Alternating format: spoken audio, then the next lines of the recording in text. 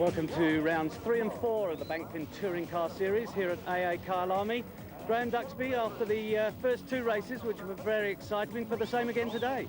I actually am hoping for far better. The last time some of the drivers made a few mistakes. I think the Nissan team had a start. They lost all three cars in the first heat. Today, however, is closer than we've had it many years. I think there's half a second first 8 cars and a number of different manufacturers all sharing the top positions. Now, in the first race of the last meeting here, we saw Pt1 dominate. They're second and third today on the grid for race 3. Do you see them coming through again? Well, yes, they don't have a lot of weight. I know it's a very contentious subject, but basically the people who have pole position have a certain weight penalty, but they score more points for those positions. So I think that Janelle will have a small problem because he's carrying more weight. People like Duncan or the people in 3rd and 4th place are the most likely to win, but I said not really. Nissan's had a disastrous time last time out here at Kai. Do you think they've got the reliability back again to be able to challenge? I know that Janelle de Villiers is for both races today. Is the team going to be able to come through? I believe so. I think that certainly the BMW with Sean particularly is going to be very, very... But I'd be surprised if at least one of the races today wasn't won by Nissan. Well, there's the grid positions great at the Bankfin Touring Car Series. Leading cars up to 8th place within a second. Very, very close grid, which is exactly what we want, because that always does the opportunity of having wonderful moments. It's looking a lot better time out. The car's really been going well all weekend, and I'm feeling strong, and I think we'll be good in the race. It's nice to start from the front row again. It just makes things a bit easier. All the riff-raff there at the back and trying to get through all there. So it's a bit easier to start from the front, and I'm looking forward to the races. I think we'll put up a good show. Well, cars that did put on the last time with the new E46 Sassel BM. And being second on the grid, yes, it's a very difficult position, because I think it must be the worst position on the grid at this circuit. But nevertheless, I was very competitive. I think we really up to scratch with the Nissans, and it's going to be a real hard fight today. Graham, after 2 rounds of the Touring Car Series, Sean 10 points ahead of Duncan Foss. The part that I like is a BMW in the lead, a Nissan, and then an Audi. 3 manufacturers in the top 3. Okay, right. Well, here we have Janelle de Villiers, second in the championship at the moment. Leader from last, obviously the winner from last, in pole position, doing exactly what he is supposed to be doing. On his left-hand side, we have the BMW of Sean van der Linde. He is leading the championship at the present moment. They've got a new motor, and certainly he's doing everything, and certainly a potential for winning today. 3rd place, Michael Briggs. That must be a good position for him, because certainly he has always been in the option. And last few races, he's been closer and closer. Today, 3rd place with less weight, we have a possibility of Michael winning this race. To wait and see. 4th place, Taylor. This is the one that really counts. Anthony is the youngest one. He's the person whose father has developed the cars, and he is head and shoulders above the other 2 drivers, Moss and Aberdeen, at the present moment. Well, after an aborted first start, the car finishing their 2nd parade lap. Duncan Foss, winner of the last round of the series. Graham, there they go. Yes, approaching the line now. The speed this time a lot lower than the last time. Viewed from back, going under. There's the green light now. 3 of the Bankfin Touring cars underway. Sean van der Linde and de Villiers neck and neck as they come into Pennzoil from the car of Sean van der Linde. And it's all happening there. Actually, Briggs, Taylor touched there, Anthony turned in, Briggs didn't give him enough. No one to really blame there, racing incident on the first heat. Unfortunately, a disaster, because you just lose 2 cars. Well, now we see it from the car of Chris Aberdeen. In fact, this is Chris having his own accident. It looked like something went up in his car. Yeah, unfortunately, the fire extinguisher where Torp was going, trying to turn left, thinking he was driving off the track, he drove straight into the arm car. Well, the rest of the carrying on through Nashua. It looks, I don't know whether this race is now going to be red flagged. We've got what's in the Petronas Opel. Well, it looks like his race is over. Yes, I'm sure they must red flag this now. There's too many cars on the side of the road. Certainly they're not going to move that car in a hurry. If everybody else goes in, it's too dangerous. What do you feel actually happened there, Graham? There's Aberdeen, sorry, there's Aberdeen car. That extinguisher is unbelievable. You can't think at all. And the private Poseidon out in his Nissan, well, he's stuck in the middle of the track. They've got to stop this race. So let's have a look at the replay. Real amateur hour here. Those 2 touch, and then behind them there's another accident, which are 3 or 4 cars. And Michael Briggs goes farming. Yeah, it's the red flag now, so we have the 3rd start of round 3 after Bankfin Touring Car Championship. As George Ednut, I think, was in 3. Michael Briggs still stuck in the kitty litter. After the break, join us for the restart. Bankfin, the right deal for you.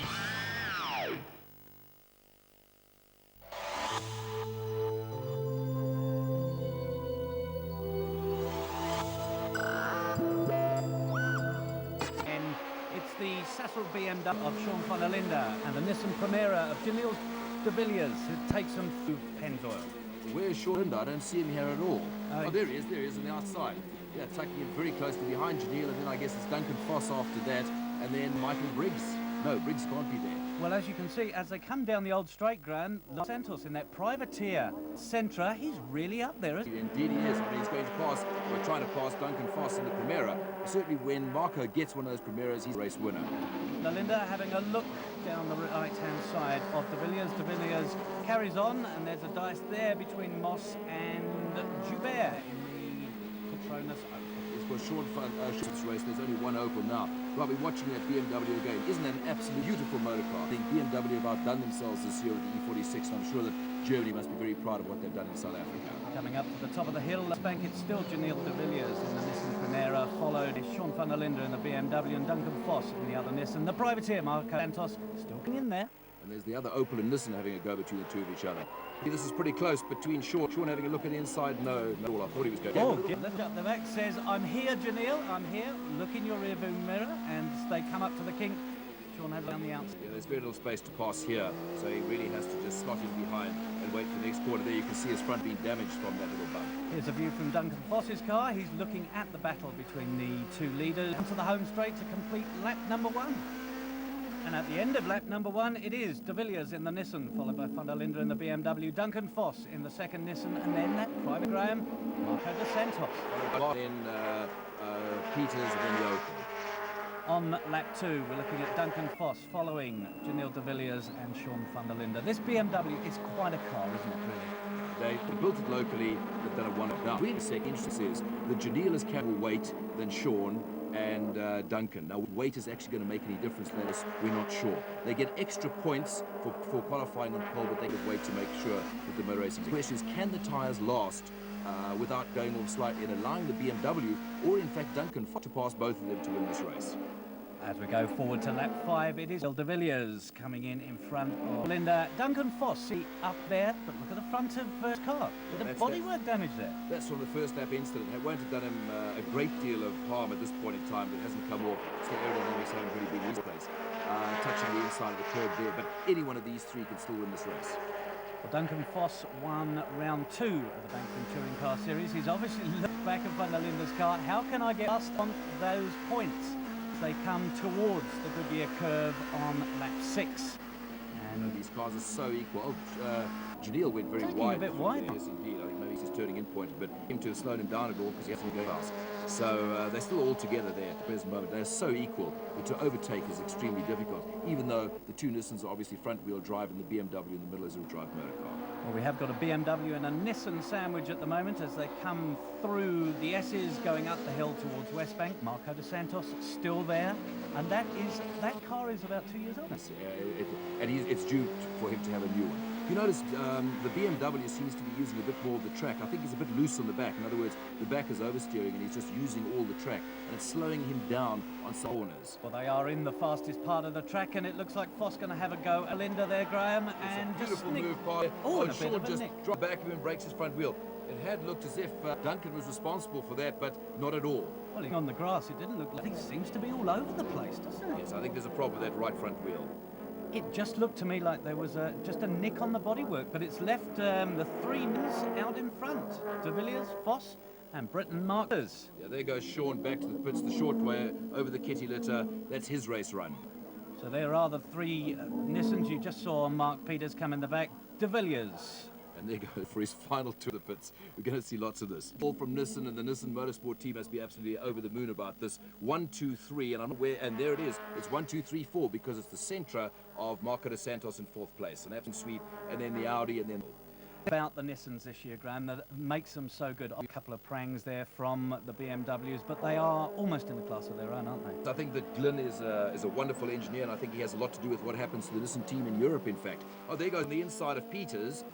And they're going to touch. Well, they have touched. He's both the Nissans. Well, Glyn Hall's not going to be very happy about that, is he? The 2 teammates knocking one another all about, and it's left Marco just to come through the 3rd place. Indeed it has. So now you've still got 4 Nissans, but with Duncan in 2nd, because Janil by this stage is already gone. Now, this is interesting. The 2 pro cars here. This is a new series for 1999. Yes, this is, in fact, it wasn't a championship for them. It was just these two cars are ready. For the next round, East London, we'll have the full pro cars, but this gives you an indication of what it is. It's another within touring car, FIA-approved class, and it's something that's going to become very strong in South Africa. Well, they seem to be having their own Sindong battle up West Bank as we go back to the leaders. The last lap, Daniel de Villiers seems to be a bit now of in a second break. place, Graham. in fact, we no longer have Duncan Foss, who has a mechanical problem. Marco de Santos The is privateer now in second place. Centre is going. They are going to be so pleased if he gets to the checkered flag. And there's Terry Moss now in third with Mark Peters in fourth, and then who's that? Sean Watson? No, That's Joubert. Dion Joubert. Now, Behind that. Mark Peters has dropped off the pace dramatically, hasn't Well, he? the truth of the matter is he went past and they showed him or he thought he saw the checkered flag and thought the race was finished and let everybody else through.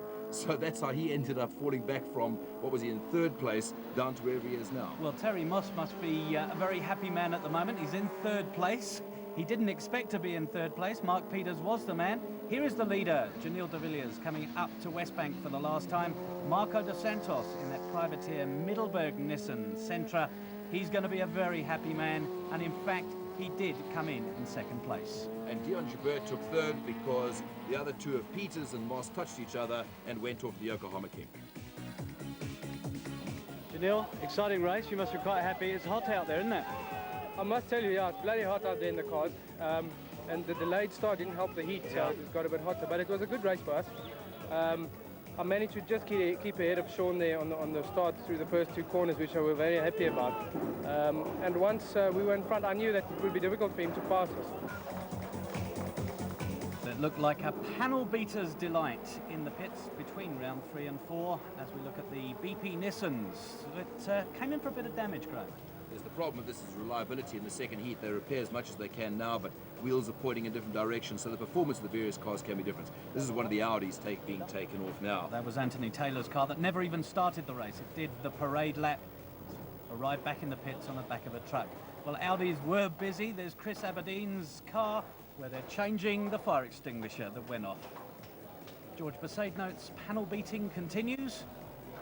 These cars do look terrible, don't they? They all started the day looking so pristine, and these drivers have totally destroyed them. I don't think the mechanics or the team managers can be very happy with any of them. This is one of the BMWs having its front suspension looked at.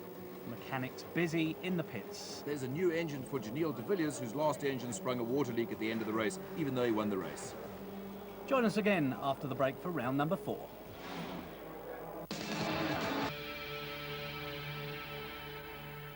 Back with round 4, and it's Sean van der Linde and Daniel de Villiers who have changed places from round 3. But don't forget, Daniel is in fact starting from the pit road, so it's Anthony Taylor and Sean van der Linde, one behind the other, and Marco de Santos. Once again, that man who surprises me so much, Marco de Santos in the privateer Nistra. They are revving up for race number 4, and away they go, and there already is mayhem. Again, Briggs tried to take a gap that wasn't exactly there, and Marco de Santos, who always seems to be in the middle of these things, if there's going to be trouble, he's involved with it, and Anthony Taylor in the other Audi. So that's two of both the front and the second row is out of the race already. Well, it seems this time that George Besaidnote, the other privateer, has got away. Well, Marco de Santos with a very bent car. Do you think that's going to get back to the pits for a bit of duct tape put on it? But as the leaders come down the Nashua Straight for the first time, it's Sean van der Linde and that Sassel BMW, followed by the Nissan of Duncan Foss, and then Mark Peters in the other Nissan. We're seeing our first Opel up there. There's Byron Buerta and Anthony Taylor. He isn't going to get very far at Kyalami today, is he, Graham? He got to the first corner the first time, didn't even make the first corner the second time. But the BMW leading now, this is going to be difficult for Duncan to pass him, because certainly Sean is a first-class driver and that car's not carrying 50 kilos, it's only got 35 kilos extra weight, so to pass that BMW is not going to be easy. Michael Briggs, at least this time, has completed the first half of the first lap as we look at the back of Sean van der Linde's car from Duncan Foss's Nissan as they charge down the mine shaft for the first time. So it's one BMW, two Nissans and the other BMW. It's a pity that Audi's not there. I'd love to see what Anthony Taylor could have done here. Always a nice crowd that sits at the Vodacom Bowl to give these cars a bit of support as they come in. It's the most cheerful crowd anywhere in the country. The red car, the red Nissan Sentra there, that's Byron Buerta, as Dion Joubert charges down the inside of George Besaidnote. Yeah, and you just saw a picture ahead of them of Daniel de Villiers, who has started from the pit road. There he is going into the back as he tries to make his way through the field and catch these leaders. While Mike Briggs looks at the back of Mark Peters as he follows them across the line to finish lap number 1 of round 4 of the Bankfin Touring Car Series as they charge into Penzor Corner for the second time. It's still van der Linde, Vos. And remember, there's a great deal of rivalry between Peters and Briggs. They used to be teammates last year, and certainly Briggs will want to do everything he possibly can to pass Peters and prove that the results of last year were correct. Well, he's certainly having a go as they charge down the Nashua Straight.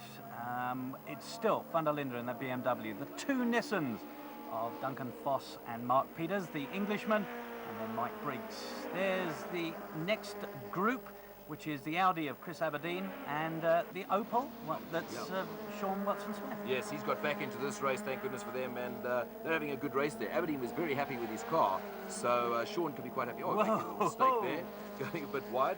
It was more like a slide from a rear-wheel drive than a front-wheel drive car, giving Janelle the opportunity of closing up on that Opel. Well, they're into lap 4 coming down the mine shaft, and this is the fastest part. They get up to about 230 kilometres an hour, no brakes, charge into the Vodacom Bowl, and it looks like somebody's oh, he's on the grass. He's knocked Sean right around as Duncan didn't have much option because as Sean moved across, Duncan didn't really have anywhere to go. And he started to make the move on the inside when there was space, and Sean just closed the door and paid the price for it, unfortunately. And once you get on the grass, even if you hit the brakes, nothing's going to happen. And there's more bumping between Mike Briggs and Mark Peters. These are the leaders. Graham, is turning into more of a stock car race. She's indeed. Well, certainly Peters is not giving Michael any space at all. Bit naughty of that. That's not a safe thing to be doing. Anyway, he keeps the lead. As I said, these are the two teammates from last year. I've never seen Peters drive with this aggression as he's driving today. Briggs in second place, and I guess in third place must be, that's Duncan. Well, let's have a look at the prang between Vos and van der Linde. Just a gentle little nudge, and around he goes. There's Sean in car, and he is not a happy camper, is he? No, he's not, but he should have given him more space. Well, Sean actually gets into gear and he's back in the race, and let's go back to the leaders. So now we've got Peters leading, then Briggs in the BMW obviously second, and then Duncan Vos in the other Nissan third, and Janelle de Villiers in fourth. As they come up to the top of the hill, two Nissans and a BMW, and it's Vos having a go on the outside of Mike Briggs. Briggs keeps his position. He's going to have a charge down the hill. Here's in camera from Duncan Vos as they charge down the hill. They're together. Look at that, Graham. Yeah, and with no difficulty whatsoever. Briggs didn't crowd him and almost didn't fight back. It's almost as if there's something wrong with Michael's car. Possibly the tyres have gone off a little bit, but he certainly seems to be losing. Look where Mark